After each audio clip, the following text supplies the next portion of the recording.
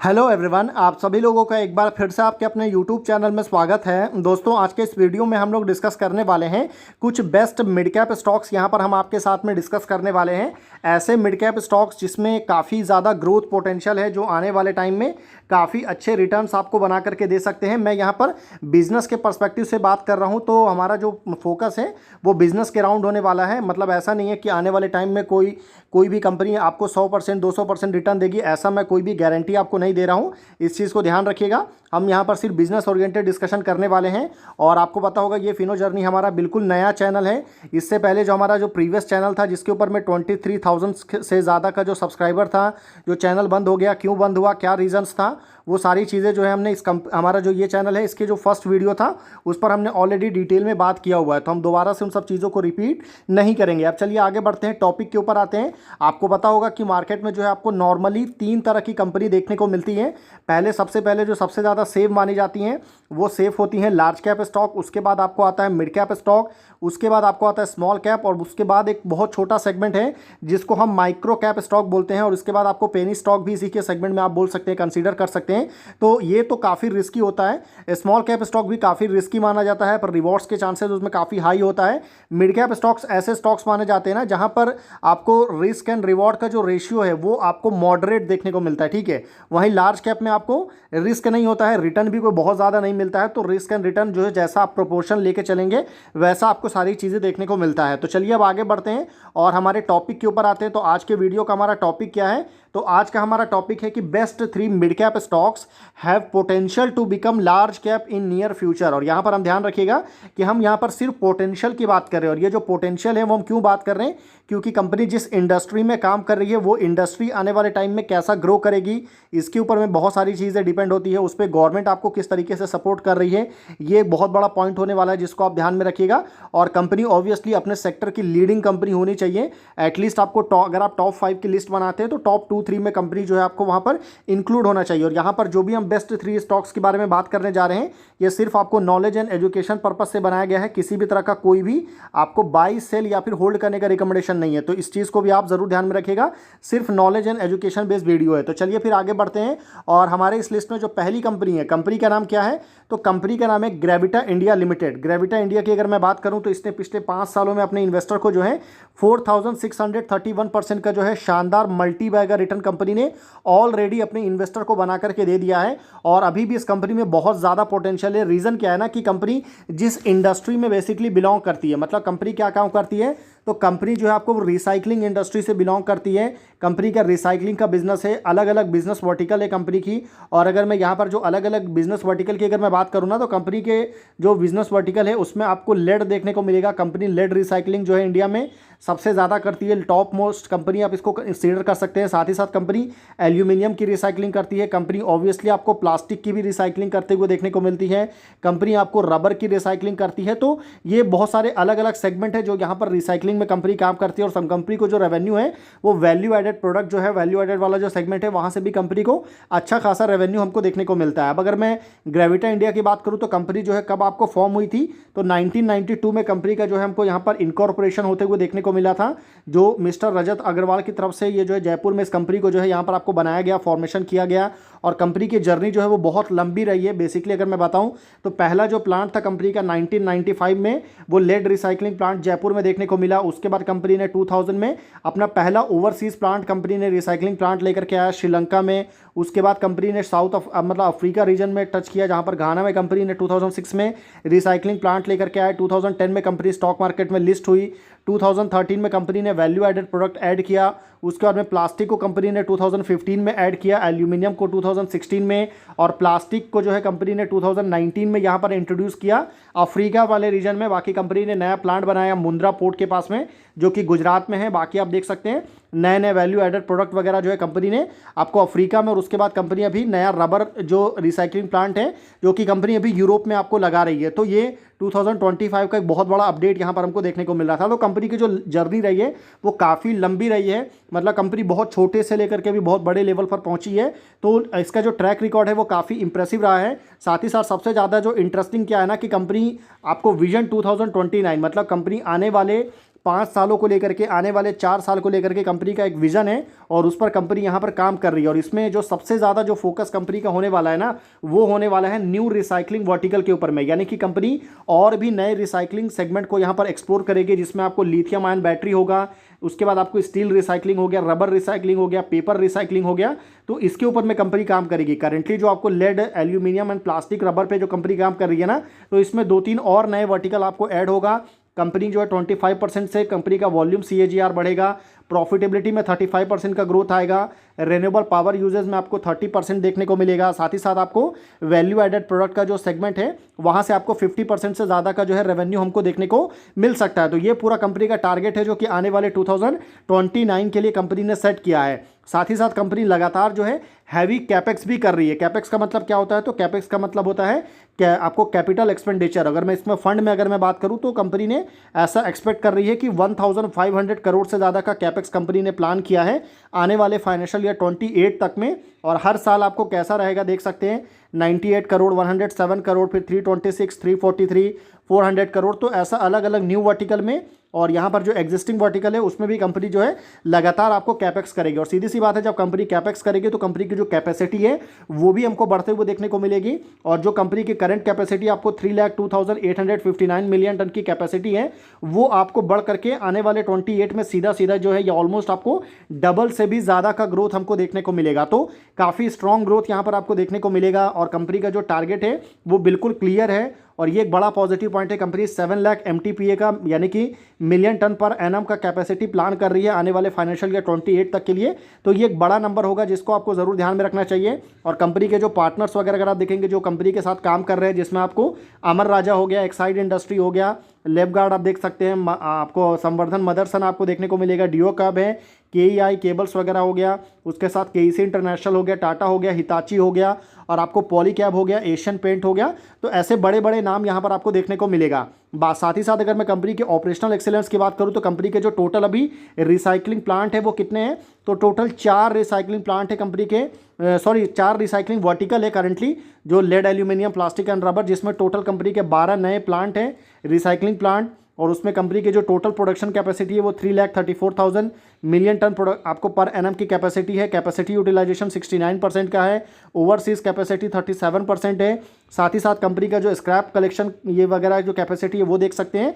और सबसे इंपॉर्टेंट है कि कंपनी का जो ऑर्डर बुक है वो कितना ज़्यादा स्ट्रॉन्ग है। तो 60,000 मिलियन टन से ज़्यादा का जो है ना कंपनी का आपको हेल्दी ऑर्डर बुक यहाँ पर देखने को मिल रहा है। और ये एक बहुत बड़ा नंबर है, बहुत शानदार नंबर है, क्योंकि 60,000 बहुत छोटा नंबर नहीं होता है, बहुत बड़ा नंबर है। 60,000 आपको टन पर एनम का कंपनी ने यहाँ पर आपको ऑर्डर है। तो आने वाले टाइम के लिए भी कंपनी के पास में काम के लिए जो है कोई भी दिक्कत नहीं है। और सबसे अच्छी बात है, कंपनी ने QIP के थ्रू जो है ना अभी रिसेंट टाइम में ही 1000 करोड़ से ज़्यादा का जो है कैपेक्स यहाँ पर आपको QIP के थ्रू कंपनी ने फंड भी रेज़ किया है। और कैपेक्स के बारे में तो मैंने ऑलरेडी आपको बताया था। तो ये कुछ नई चीज़ें हैं जो यहाँ पर आपको निकल के आ रहा है, तो इसको आप ज़रूर ध्यान में रखिएगा। अब वहीं अगर मैं कंपनी के नंबर्स की बात करूँ तो कंपनी का जो रेवेन्यू है लास्ट ईयर आपको 3,161 करोड़ था, जो कि इस साल आपको बढ़ करके 3,869 करोड़ पर पहुँच चुका है। मतलब सीधा सीधा जो है ना आप देख सकते हैं कि 700 करोड़ का जो है ईयर ऑन ईयर बेसिस में आपको ग्रोथ देखने को मिला। वहीं अगर मैं प्रॉफिट की बात करूं तो ग्रेविटा का जो प्रॉफिट है वो 242 करोड़ से बढ़ करके 313 करोड़ पर आपको पहुंच चुका है। तो प्रॉफिट में भी कंपनी ने जो है शानदार ग्रोथ हमको शो किया है। वहीं अगर मैं फंडामेंटल की बात करूं तो कंपनी का जो मार्केट कैप है वो 13,655 करोड़ आपको देखने को मिलेगा। तो एक मिड कैप स्टॉक है। नॉर्मली मैंने यहाँ पर जो वीडियो में जो है ना आपको 10,000 करोड़ से लेकर के 20,000 करोड़ के बीच का मार्केट कैप वाली कंपनी को जो ही मैंने यहाँ पर आपको इंक्लूड किया है। वहीं अगर मैं कंपनी के ROE की बात करूं तो 21.5% का ROE है। ROC अगर आप देखेंगे तो 21.6% है। तो एक स्टेबल ROE एंड ROC यहाँ पर आपको ग्रेविटा इंडिया का देखने को मिलेगा। साथ ही साथ अगर मैं आपको बात करूँ यहाँ पर इसमें प्रमोटर होल्डिंग की तो 60% के आसपास जो है यहाँ पर आपको प्रमोटर होल्ड करते हैं। और सबसे अच्छी बात क्या है ना कि यहाँ पर FII की जो होल्डिंग है वो भी काफ़ी स्ट्रॉन्ग है। आपको 14% के आसपास FII की भी होल्डिंग देखने को मिलेगा। और अगर मैं म्यूचुअल फंड की बात करूं तो म्यूचुअल फंड की भी होल्डिंग जो है वो 5% से ज़्यादा है। मतलब ऑलमोस्ट आपको 20% के आसपास जो है वो FII एंड DII भी है। तो रिमेनिंग जो 20% होल्डिंग है वो आपको यहाँ पर पब्लिक की देखने को मिलता है। बाकी डेट की अगर मैं बात करूँ तो ओनली 286 करोड़ का डेट है। और उसके कंपेरिजन में कंपनी का जो रिजर्व है ना वो आपको 2000 करोड़ से ज़्यादा का रिजर्व आपको देखने को मिलेगा। जो डेट टू इक्विटी है वो बिल्कुल कंट्रोल में है, 0.14 है। और साथ ही साथ अगर मैं वैल्यूएशन की बात करूँ तो स्टॉक का PE जो जो है आपको वो 43.7 है, जो कि इसके इंडस्ट्री पी से काफ़ी ज़्यादा है। तो वैल्यूएशन के हिसाब से स्टॉक आपको ओवर वैल्यू है, तो इस पॉइंट को भी ध्यान रखिएगा। और सबसे अच्छी बात क्या रही है ना कि ग्रेविटा इंडिया का जो भी रिसेंट क्वार्टर के नंबर्स आए थे, यानी कि Q4 के, वो बहुत ज़्यादा इंप्रेसिव आए थे। कंपनी ने जो है 1000 करोड़ का मार्क जो है वो पहली बार आपको क्रॉस किया था। 1037 करोड़ का कंपनी ने आपको रेवेन्यू जनरेट किया। तो ग्रेविटा इंडिया पहली कंपनी है जिसको आप अपने वॉच लिस्ट में रख सकते हैं। अब चलिए आगे बढ़ते हैं और सेकंड कंपनी की तरफ चलते हैं। देखिए सेकंड कंपनी कौन सी है, तो सेकंड कंपनी का नाम है एक्शन कंस्ट्रक्शन इक्विपमेंट लिमिटेड, यानी कि एस आपको जिसको बोलते हैं। इस कंपनी ने भी पिछले 5 सालों में ज़बरदस्त रिटर्न दिया है। 2416% का जो है आपको शानदार रिटर्न यहाँ पर देखने को मिलेगा। और अगर मैं इस कंपनी की बात करूँ तो कंपनी क्या करती है ये आपको बताने की ज़रूरत नहीं है। कंपनी का जो basically mobile crane, hydraulic forklift हो गया, एग्रीकल्चर इक्विपमेंट्स हो गया, इन सब का कंपनी का बिजनेस है। इसका कंपनी जो है आपको काम करती है ट्रैक्टर, हार्वेस्टर से लेकर के आपको अलग अलग सेगमेंट है कंपनी का। और मोबाइल क्रेन सेगमेंट में कंपनी अच्छा खासा मार्केट शेयर भी होल्ड करती है 63% के आसपास। और देखिए इस कंपनी के साथ में सबसे अच्छी बात क्या है ना कि एक्शन कंस्ट्रक्शन ये कंपनी जो है ना, आपको इसके लिए अभी एक नया मार्केट ओपन हो रहा है, वो डिफेंस का मार्केट है। कंपनी यहाँ पर काफ़ी ज़्यादा फोकस कर रही है और कंपनी को जो है डिफेंस से रिलेटेड बहुत बड़ा ऑर्डर भी मिला था। आप देख सकते हैं फोर्कलिफ्ट का ऑर्डर मिला था कंपनी को 420 करोड़ का।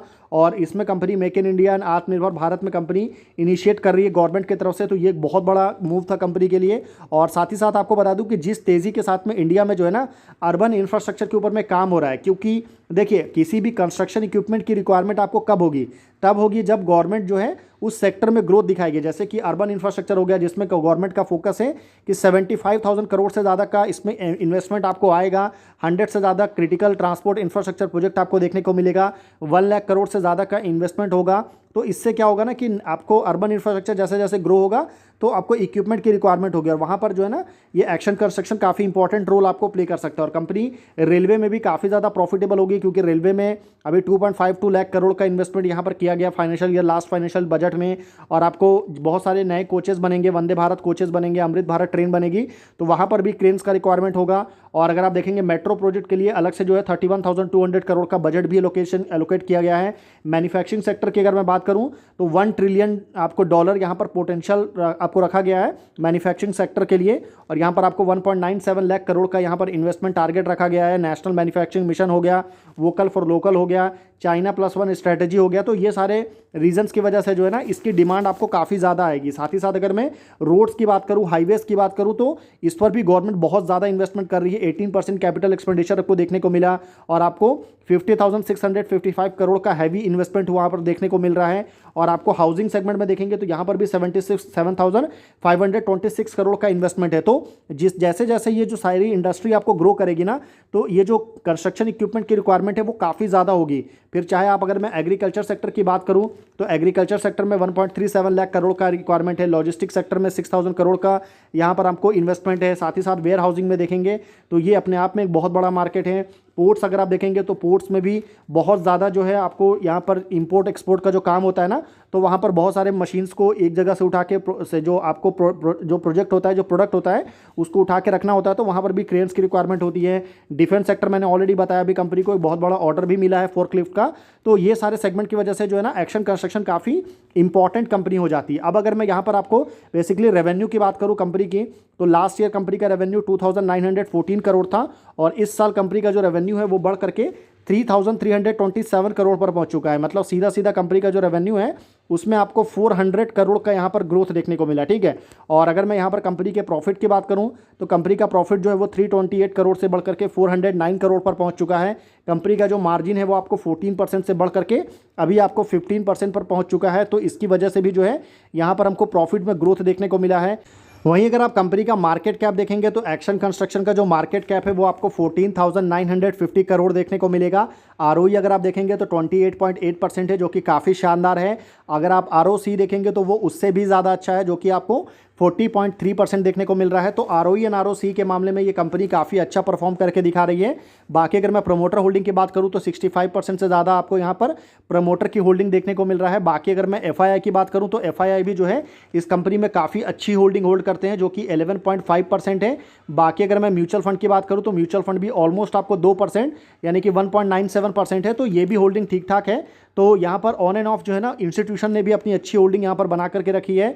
बाकी डेट कंपनी के ऊपर में बिल्कुल भी नहीं है, तो ये एक बहुत बड़ा पॉजिटिव पॉइंट है कि कंपनी का जो डेट टू इक्विटी है वो बिल्कुल कंट्रोल में है, डेट का कोई बर्डन नहीं है कंपनी के ऊपर में। उल्टा कंपनी का जो रिजर्व है वो 1500 करोड़ से ज़्यादा है, तो ये बैलेंस शीट के पॉइंट ऑफ व्यू से भी एक्शन कंस्ट्रक्शन काफ़ी अच्छा कर रही है। और अगर मैं कंपनी के वैल्यूएशन की बात करूँ तो इंडस्ट्री पी आपको 36.5 और स्टॉक का पी आपको 36.3 देखने को मिल रहा है, यानी कि वैल्यूएशन के हिसाब से ये स्टॉक आपको अंडर वैल्यू है। ठीक है, तो ये हो गया आपकी सेकंड कंपनी। अब चलिए आगे बढ़ते हैं और थर्ड कंपनी की तरफ चलते हैं। देखिए थर्ड कंपनी ये भी काफ़ी इंपॉर्टेंट कंपनी है। कंपनी का नाम क्या है? तो कंपनी का नाम है जुपिटर वैगन्स लिमिटेड। और अगर मैं जुपिटर वैगन्स की बात करूं तो नाम से आप समझ सकते हैं रेलवे सेक्टर से रिलेटेड कंपनी है। कंपनी वैगन्स की मैन्युफैक्चरिंग करती है। पिछले 5 सालों में इसने 677% का जो है शानदार रिटर्न बना करके अपने इन्वेस्टर को दिया है।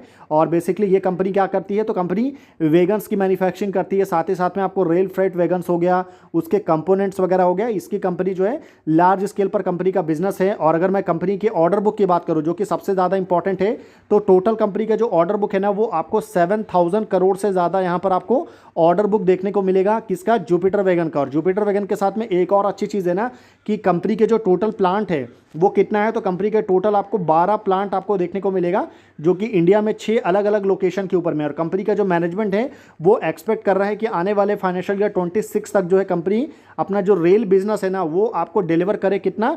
10,000 यहाँ पर वैगन्स जो है उसकी मैं यहाँ पर टारगेट आपको यहाँ पर सेट करके रखा गया। और कंपनी का जो सेल्स ग्रोथ है वो 76% हमको देखने को मिल रहा है। बाकी अगर मैं जुपिटर वैगन्स के नंबर्स की बात करूँ यानी कि रेवेन्यू की, तो 3641 करोड़ का रेवेन्यू था, जो कि अभी बढ़ करके 3871 करोड़ पर पहुँच चुका है। तो एक स्टेबल ग्रोथ है, बहुत ज़्यादा शानदार ग्रोथ कंपनी ने शो किया ऐसा बिल्कुल नहीं है। 200 करोड़ का ग्रोथ आपको देखने को मिलेगा। बाकी अगर मैं यहाँ पर नेट प्रॉफिट की बात करूँ तो कंपनी का जो नेट प्रॉफिट है वो 333 करोड़ से बढ़ करके 373 करोड़ पर पहुँच चुका है। मतलब कंपनी का जो प्रॉफिट है वो कंपैरेटिवली ज़्यादा बेटर पोजीशन में यहाँ पर आपको देखने को मिल रहा है, ज़्यादा अच्छी तरीके से ग्रो हुआ है, क्योंकि कंपनी का मार्जिन जो है वो 13% से बढ़ करके 14% पर हुआ है। तो ये भी एक बड़ा रीज़न है। बाकी अगर मैं कंपनी के फंडामेंटल की अगर मैं बात करूँ तो कंपनी का जो मार्केट कैप है वो आपको 17,468 करोड़ देखने को मिलेगा। आरओई जो है वो कंपैरेटिवली लो है 17% का। आरओसी जो है 21.6% आपको देखने को मिलेगा। तो आरओई एंड आरओसी स्टेबल है। बाकी अगर मैं यहाँ पर प्रमोटर होल्डिंग की बात करूँ तो 68.1% आपको प्रमोटर की होल्डिंग है। बाकी अगर मैं एफआईआई की बात करूँ तो एफआईआई की भी कोई बहुत ज़्यादा होल्डिंग नहीं है, फिर भी ऑलमोस्ट आपको 4% के आसपास आप बोल सकते हैं। एफआईआई की म्यूचुअल फंड की अगर मैं बात करूं तो 1.71% की होल्डिंग जो है म्यूचुअल फंड भी यहां पर होल्ड करते हैं। और डेट वगैरह अगर बोलूं तो कंपनी के ऊपर में डेट है, ऐसा नहीं बोलूंगा कि डेट नहीं है। 394 करोड़ का डेट है, हालांकि डेट टू इक्विटी बिल्कुल कंट्रोल में है, कोई दिक्कत की बात नहीं है। उल्टा जो कंपनी का जो रिजर्व है ना वो काफ़ी ज़्यादा शानदार है, मतलब 2327 करोड़ यहाँ पर आपको कंपनी का जो रिजर्व है वो देखने को मिलेगा। तो कंपेरेटिवली डेट से कंपेयर करेंगे तो काफ़ी शानदार है। बैलेंस शीट कंपनी का स्ट्रॉन्ग है। वैल्यूएशन अगर आप देखेंगे तो यहाँ पर इंडस्ट्री पी 44.2 और स्टॉक का पी आपको 46.8 है। हालांकि ये स्टॉक आपको ओवर वैल्यू आप इसको बोल सकते हैं, लेकिन करेक्ट जो इसके लिए जो प्रोनाउंसिएशन होगा वो आप इसको फेयर वैल्यूएशन बोल सकते हैं। ठीक है, तो ये 3 कंपनी थी। देखिए अगर आपको बिलीव है ऐसा, अगर आपको लगता है कि आने वाले टाइम में रेलवे सेक्टर में जो गवर्नमेंट है वो काफ़ी हैवी इन्वेस्टमेंट करेगी, क्योंकि ऑलमोस्ट अभी 2.5 लाख करोड़ का यहाँ पर हमको इन्वेस्टमेंट देखने को मिला था। तो अभी बहुत सारे नए रेलवे कोचेस आपको देखने को मिलेगा, वंदे भारत का, फिर आपको मेट्रो के लिए। तो रेलवे लगातार आपको ग्रो करेगा। तो इसमें आपको जुपिटर वैगन्स के साथ आपको टीटागढ़ को भी आप जो है अपने वॉच लिस्ट में रख सकते हैं।